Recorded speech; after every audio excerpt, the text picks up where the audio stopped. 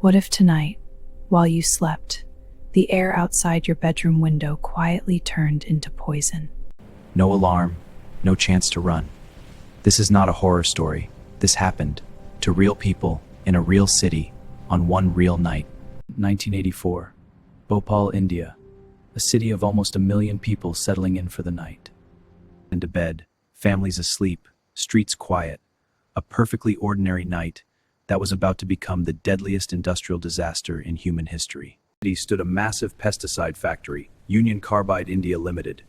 Inside that factory, deep in a storage tank, something was going wrong. Something that the safety systems were supposed to prevent.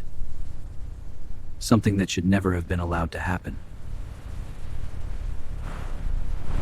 A tank containing methyl isocyanate, one of the most toxic industrial chemicals ever created. The reaction was immediate, violent, unstoppable, and the safety systems that were supposed to stop it had failed. Every single one of them.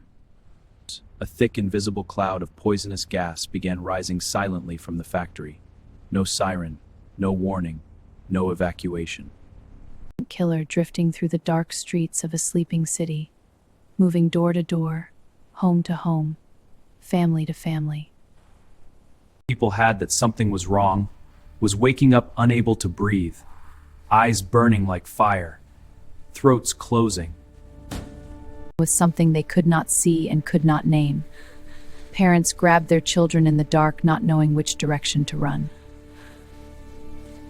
The streets, and the streets were worse. The gas was everywhere. People collapsed on footpaths. Animals died where they stood. On trees. The city that had been peacefully asleep just hours before had become a killing field. The sun rose over Bhopal on the morning of December 3rd.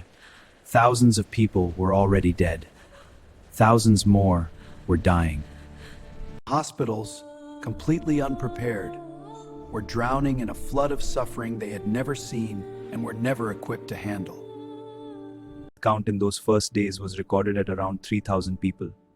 But survivors, activists, independent researchers, they tell a very different story. The true number of lives taken by that single night may have been as high as 15,000 to 25,000 human beings. 100,000 people were exposed to the gas. 500,000 men, women, and children breathing in something that would alter their bodies, their health, and their futures forever. Night, while they slept. Did not escape. They carried the disaster inside their bodies for the rest of their lives. Destroyed lungs that never healed. Eyes that never saw clearly again. Systems damaged beyond repair.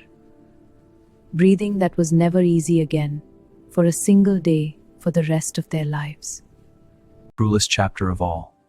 Children, born years after that night, coming into the world already carrying its consequences in their tiny bodies. Neurological damage, chronic illness, innocent lives sentenced at birth for a crime they had absolutely nothing to do with. The abandoned factory became contaminated. The groundwater became poisoned. People living near the site, decades later, were still drinking water laced with toxic chemicals. December 2nd never truly ended for the people of Bhopal. It just kept going, year after year after year. People ask the question it always asks after a catastrophe like this. Who is responsible? Who will face justice? Who will answer for 500,000 poisoned lives? And all those empty spaces at family tables that were never filled again. The corporation reached a settlement with the Indian government in 1989. The amount, $470 million, divided among hundreds of thousands of victims, just a few $100s per destroyed life. Union Carbide, Warren Anderson, was charged in India with culpable homicide. He was never extradited. He never stood trial. He lived the rest of his long life in freedom and comfort. Dow Chemical acquired Union Carbide. And yet, for most of the people who lost everything, full justice never arrived. It is still waiting. All deserved to sleep safely in their own homes. They deserved a government that protected them. They deserved a corporation that valued their lives. They deserved justice that was full and real. Remember their faces. Remember the children who were born into a disaster they never caused. Remember the parents who ran through dark streets unable to save the people they loved most. Because memory is the only justice that has never been taken from them. The Bhopal Gas Tragedy happened 40 years ago. but its lessons have never been more important than they are right now. Moved you, share it. These voices deserve to be heard far beyond Bhopal. Subscribe and hit the bell so stories like this are never forgotten.